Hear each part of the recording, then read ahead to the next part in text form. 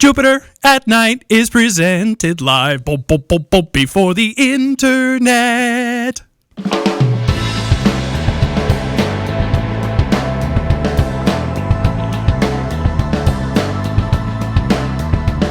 Hello, everybody, and welcome to tonight's episode of Jupiter at Night. My name is Chris. My name is Jeremy. Tonight's episode is going to be a tribute to one of our favorite topics, beer.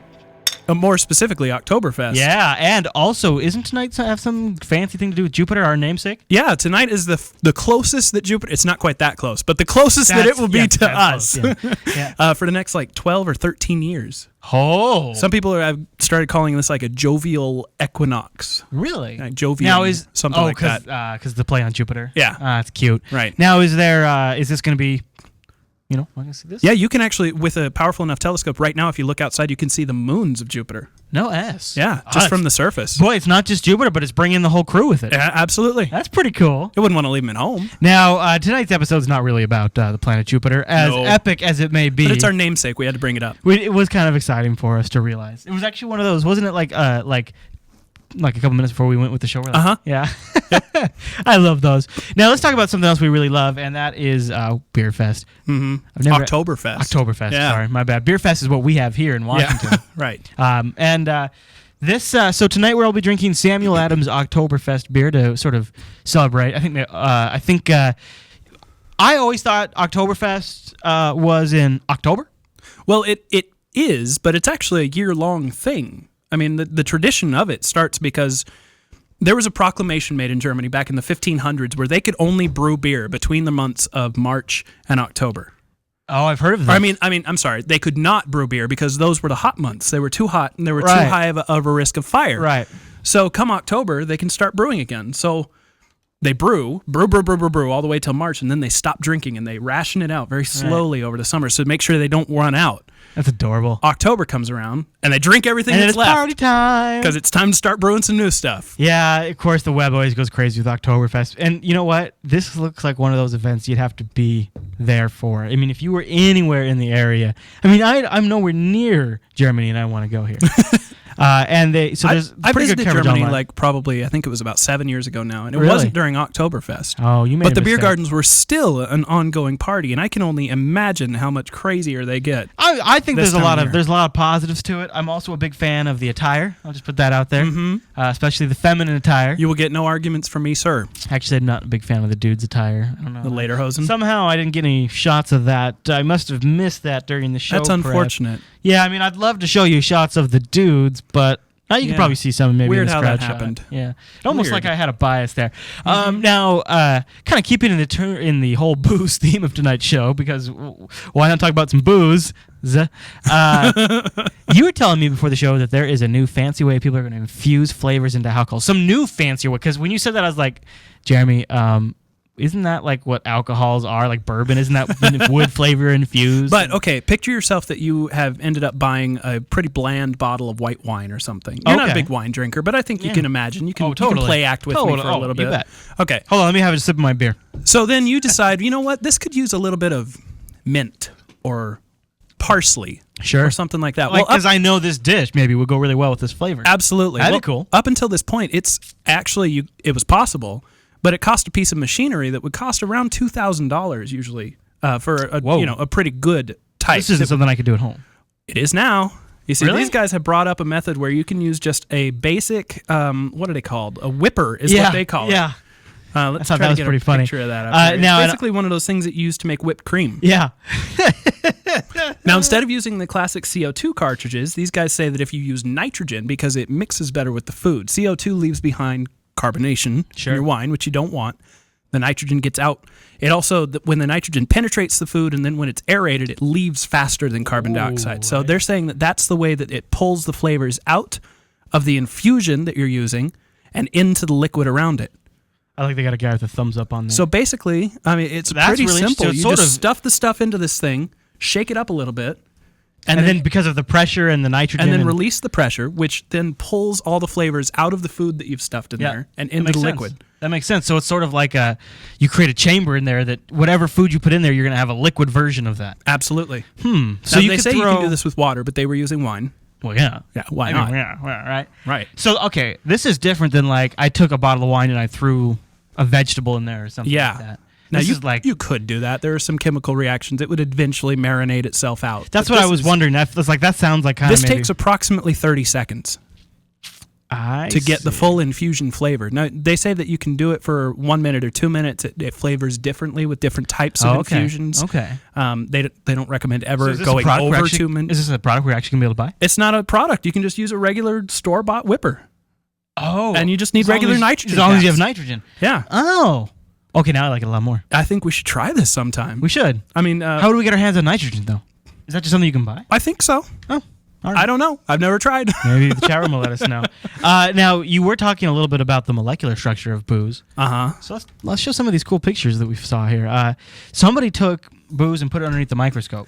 Yeah, they basically put it in an airtight container, a tiny little airtight container on a microscope slide and allowed it to crystallize, dry out. Something else. And then by taking pictures of it through a high polarized, I think they called it, microscope, and then just shining a regular old light behind and it. magnified up to 1,000 times. Mm-hmm. It's pretty interesting. If you're watching the video version, All the colors that you see in these see what we're pictures, saying. Yeah, it almost looks like they're all artwork. natural. They actually are art. They aren't. So they aren't dyed. No, not dyed at all. Beyond the natural dyes that come in these drinks. See, like each one of these that you're showing, like tell what the drinks are for some of these. Let's see. So this one's sugar. Actually, it looks like it's in some of them. Or that's what. Oh, I see. Okay, interesting. All It's right. the alcohol sugars crystallized themselves. Let's see. This one's a vodka. All right. Yeah.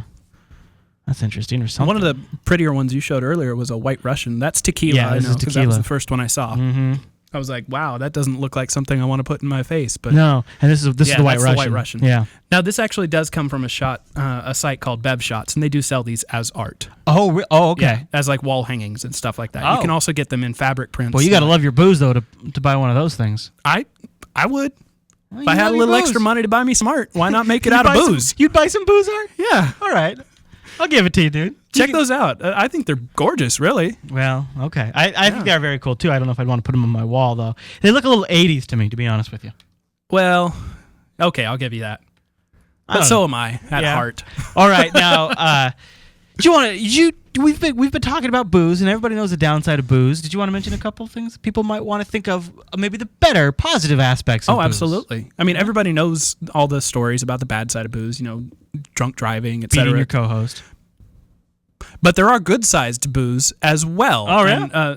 And, studies around the globe, they keep mounting up more and more evidence that moderate to even heavy drinking, Really, even heavy? even heavy drinking can expand your lifespan. Here's to my health, dude. Absolutely. Cheers. All right, so lay a couple None on of me. these Do you have guys have actually laid down why, but it's becoming more and more common to think that the main causes of this are actually not directly related to the beer itself some? But like relaxation or alcohol. something like that. Relaxation and sense. socialization, because most people that drink tend to do it with friends. Yeah, that makes sense. It is, and I guess if you relax and you're socializing, you're probably lower blood pressure, all that kind of stuff. Absolutely. And maybe the booze is like the facilitator of that, though you would think the negative health aspects too. It's not the best for your body. No, that's why I was actually still honestly surprised with the heavy drinking side of this, but I could see moderate drinking Now- being a health pro. If you could argue any, and I mean any real genuine health benefit to drinking, which maybe you can now, you can't argue this one. No, there's probably no health benefit to this. Deep fried beer is actually a real thing, and it's you can get down in Texas. Praise the Lord, right? Yeah, hallelujah, Jeremy. Deep fried beer. This is how we do Oktoberfest in America. Obviously, that was invented in Texas, where everything is deep fried. It's a real thing. I love the last line of that article you just showed is last year's winner of the Texas State Fried Fair Food Competition was Ready a for it? recipe Wait for it. Wait for it. What? deep fried butter. Oh, yeah. So this won this year, or is a top contender to win this year, or something like that. And he didn't tell us.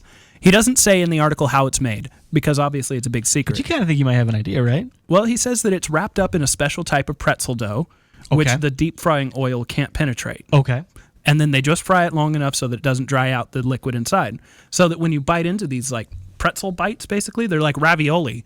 And you bite into it and the beer spills all over your face. Oh, that doesn't actually sound too bad, to be honest with you.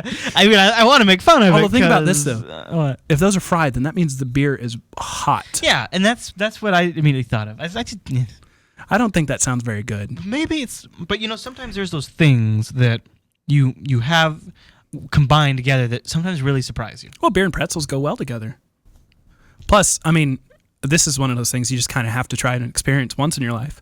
Oh, yeah. I think I could die happy not having deep-fried butter, but deep-fried beer? Yeah, deep-fried butter does not sound good at all. But did you see that episode where John and I on Joint Failures tried chocolate bacon? Oh, yeah. Bacon chocolate, whatever it was. There was still some left over. I had some after your that's episode. Right. Yeah. What did you think? It was like bacon wrapped in bad chocolate.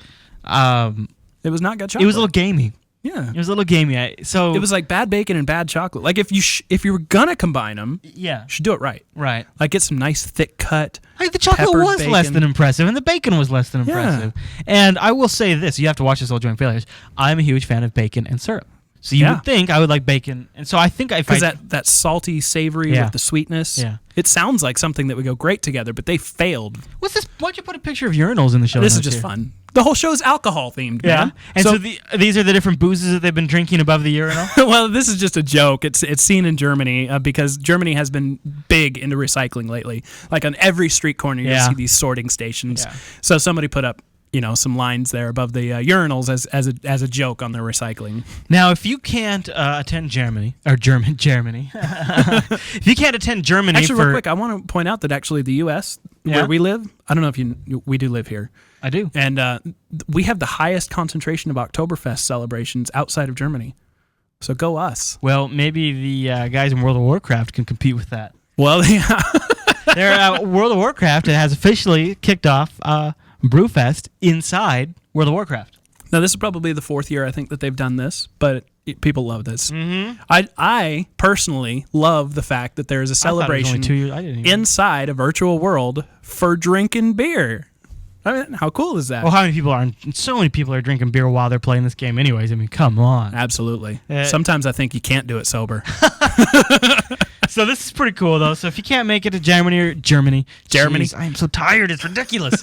Or somewhere else where they're celebrating, maybe you can make it in game. And dude, I almost forgot. Dude, lay it on me. That tip about deep fried beer came from my Twitter feed. Right. I almost forgot. We wanted to mention Bold Man, thank you very much. Nice. You have made it on Jupiter. Oh, and Boldman is in the chat room as well, so he's even attending live, which you can do as well over at jupiterbroadcasting.com/live. And we are live at 9 p.m. every single night, Tuesday through Thursday. Now, a disclaimer.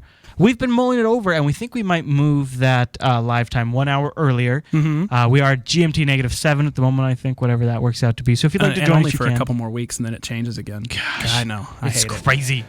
But if you have enjoyed this very alcohol-heavy edition of Jupiter at Night or any previous episode, please do us a favor, send it out, tweet it, blog it, whatever you do. And also, remember, you can do yourself a treat, grab the RSS feed, and you know what? Then you get that show every single day. You'll never miss it. Boom. And you get this kind of Beer Fest knowledge, Oktoberfest knowledge, and World of Warcraft knowledge on the go. I don't know, why wouldn't you want that? Okay, everyone.